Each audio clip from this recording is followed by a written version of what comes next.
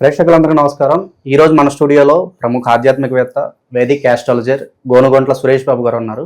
గురుగారితో మాట్లాడేద్దాం. నమస్కారం గురుగారు. మణికంఠ గారు నమస్కారం అండి. గురుగారు, ఏప్రిల్ మాసంలో తులారాశి వారి పరిస్థితి ఎలా ఉండబోతుంది? మణికంఠ గారు, మనం ఏప్రిల్ మంత్ కనుక మనం చూసుకుంటే ఎలా ఉంటుందంటే 3 ముఖ్యమైన పండుగలు ఉన్నాయండి. ఒకటి శ్రీరామనవమి, హనుమత్ జయంతి. ఈ మంత్ ఎండ్లో మనకి అక్షయ తృతీయ కూడా ఉంది.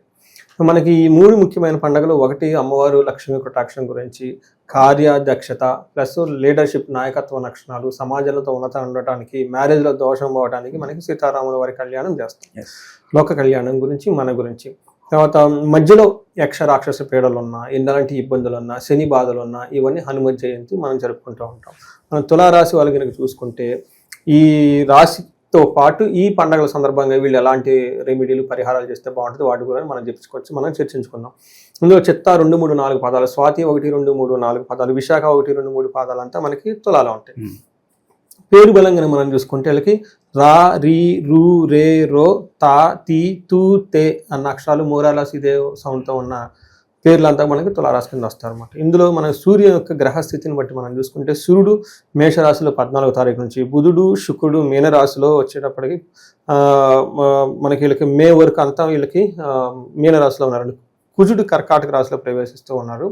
ఈ యొక్క గ్రహస్థితిని బట్టి కనుక మనం చూసుకుంటే వీళ్ళు ఎలా ఉంటుంది, వీళ్ళు మనకి లఘు గోచారం, సూక్ష్మ గోచారం అన్న కాన్సెప్ట్ ప్రకారం కనుక చూసుకుంటే, వీళ్ళకి సూర్యుడి వల్ల ఏమవుతుందంటేనండి, వీళ్ళకి శత్రువులు ఎవరైనా కనుక ఉంటే వీళ్ళ శత్రువుల పైన ఆధిక్యత లభిస్తుంది.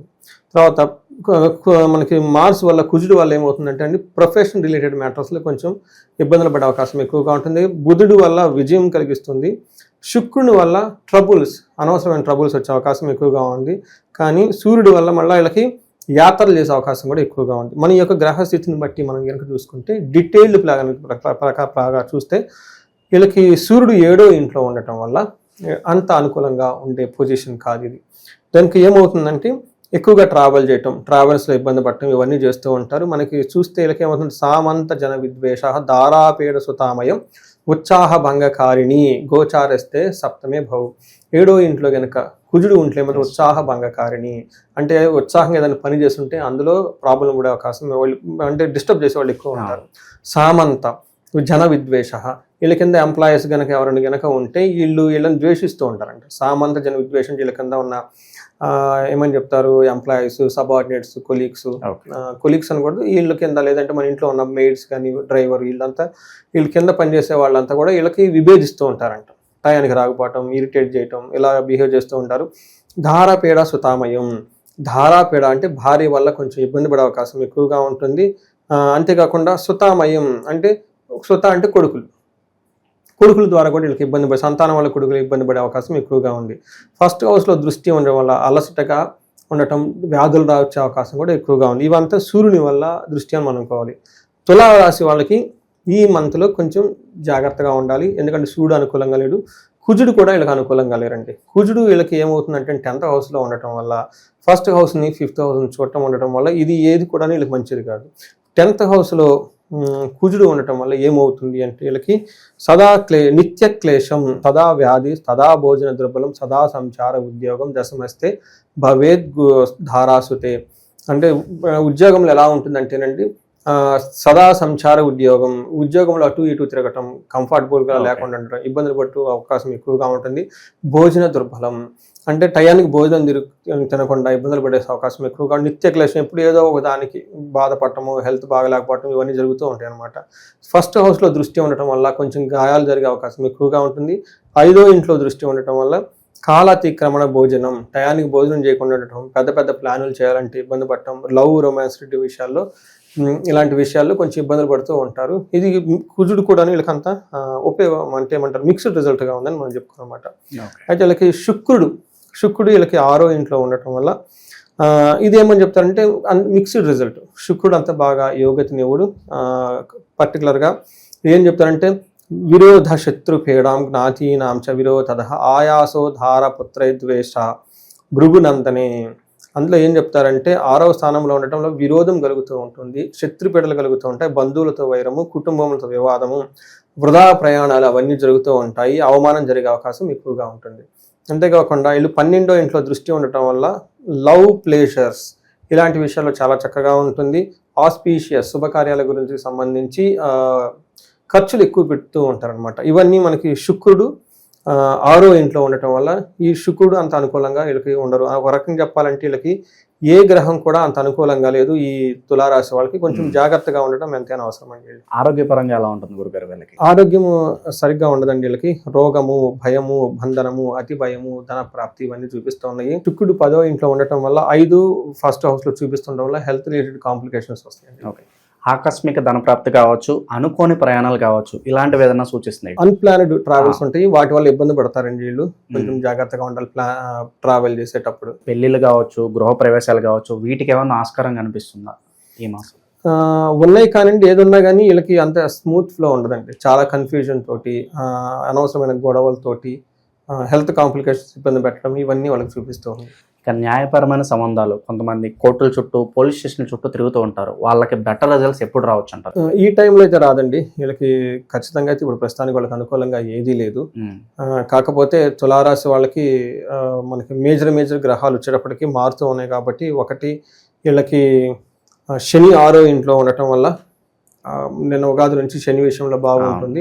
గురువు వీళ్ళకి ఇంకా 8th హౌస్లో ఉన్నారు కాబట్టి అది అనుకూలమైనది కాదు. పెళ్లికి కానివ్వండి, తర్వాత కోర్టు రిలేటెడ్ వివాదాలకు కానీ ఎందుకు మంచిది కాదు. ఇవన్నీ వీళ్ళకి ఇంకా బాగా అనుకూలంగా రావాలంటే May 14th, May 18th తర్వాత కొంచెం ఇంప్రూవ్మెంట్ ఉంటుంది. గోచార రీత్యా బాగా ప్లానెట్స్ అనుకూలంగా. సో విదేశీ ప్రయత్నాలకు కూడా మే వరకు ఆగాల్సిందే అంటారు వీళ్ళు? విదేశీ ప్రయాణాలకు వచ్చేటప్పటికి కేతు 6th హౌస్లో ఉండి బాగా సపోర్ట్ ఇస్తున్నారండి. విదేశీ ప్రయాణాలకి అంత అనుకూలంగా ఇప్పుడు ఈ మంత్ అయితే ప్రస్తుతం ఉండదు. ఓకే గురుగారికి, రాశిలో ఏ నక్షత్రాల వాళ్ళకి ఎలా ఉండబోతుంది గురుగారు? నక్షత్రం ప్రకారం మనం చూసుకుంటే కొంచెం ఛాలెంజింగ్గా ఉంది. ఫస్ట్ చిత్తా నక్షత్రం వాళ్ళకి దరిద్రము, దాన ప్రాప్తి. కొంచెం ఫస్ట్ 15 days ధనంతో ఇలాగ ఇబ్బంది పడుతున్నారు. తర్వాత ధన ప్రవాహం ఉంటుంది. తర్వాత వీళ్ళకి క్షేమంగా ఉంటారు. ఇది కూడా పాజిటివ్. నెగిటివ్ సైడ్లో వచ్చేటప్పటికి అతిగా భయపడుతూ ఉంటారు, బంధించబడినట్లు ఉంటారు. రోగం కూడా వీళ్ళకి చూపిస్తూ ఉంది అనమాట. స్వాతి నక్షత్రం వాళ్ళకి ఫస్ట్ 15 days దరిద్రము, తర్వాత ధన ప్రాప్తి కలుగుతుంటుంది. వీళ్ళకి అతిగా భయపడటము, బంధించబడినటువంటి సిచ్యువేషన్ ఎక్కువగా ఉంటాయి. విశాఖ నక్షత్రం వాళ్ళకి ధన ప్రాప్తి, అతి భయము, బంధనము, బంధించబడినటువంటి అవకాశాలు చాలా ఎక్కువగా ఉంటుంది. సో వీళ్ళకి ఇవి కాకుండా విశాఖ నక్షత్రం వాళ్ళు పర్టికులర్గా కొంచెము జన్మ త్రిజన్మ తారల్లో వీళ్ళకి క్రూర గ్రహాలు ఉండటం వల్ల హెల్త్ విషయంలో కొంచెం జాగ్రత్తగా ఉండటం, మానసిక ఒత్తిడి అధికంగా ఉంటుంది. దాన్ని కొంచెం తగు రెమెడీస్ తీసుకుంటే బాగుంటుంది. ఓకే. ఇంకా మెరుగైన ఫలితాలు పొందడానికి గురుగారు వీళ్ళు ఎలాంటి రెమెడీస్ పాటిస్తే బాగుంటుంది అంటారు? వీళ్ళకి అతిగా భయము పడితే అవకాశం ఎక్కువగా ఉంది కాబట్టి వీళ్ళు మన్యు పాశుపత అభిషేకం చేయించుకుంటే చాలా బాగుంటుంది. ఆంజనేయ స్వామికి సంబంధించిన మంత్రాలు ఏది చదువుకున్న చాలా బాగుంటుంది. సుబ్రహ్మణ్యేశ్వర స్తోత్రము, సుబ్రహ్మణ్యేశ్వర అష్టకము, సుబ్రహ్మణ్యేశ్వర స్వామి భుజంగ స్తోత్రం లాంటివి చదివితే చాలా బాగుంటుంది.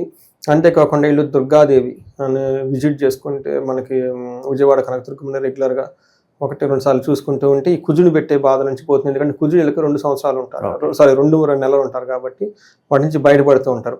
అమృత మృత్యుంజయ పాశుపత అభిషేకం కానీ హోమం కానీ చేసుకుంటే వీళ్ళకి భయపడే సిచ్యువేషన్ నుంచి బయటకు వస్తూ ఉంటారు. వీళ్ళు కుబేరుని వల్ల వీళ్ళకి బుధుడు వల్ల బంధించబడినటువంటి సిచ్యువేషన్ ఎక్కువగా ఉంది. దీనివల్ల వీళ్ళకి ఏమవుతుందంటేనండి, ముందుకు వీళ్ళకి వెళ్ళలేక డెసిషన్స్ సరిగా తీసుకోలేరు. అలాంటప్పుడు వీళ్ళు అనంత పద్మనాభ స్వామి అని ఉంటారండి. మనకి హైదరాబాద్ నుంచి బెంగళూరు వెళ్ళేటప్పుడు దారిలో మనకి పింజర్ల అని ఒకటి ప్లేస్ వస్తుంది, విలేజ్.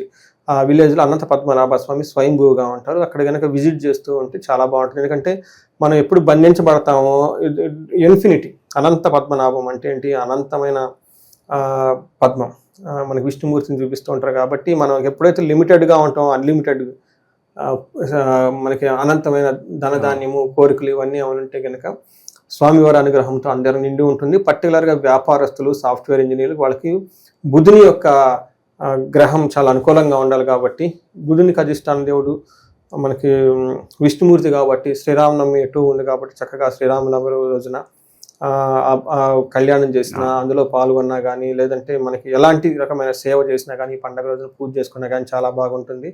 ఇవన్నీ చేసుకుంటూ ఉంటే చక్కగా ఉంటుందండి.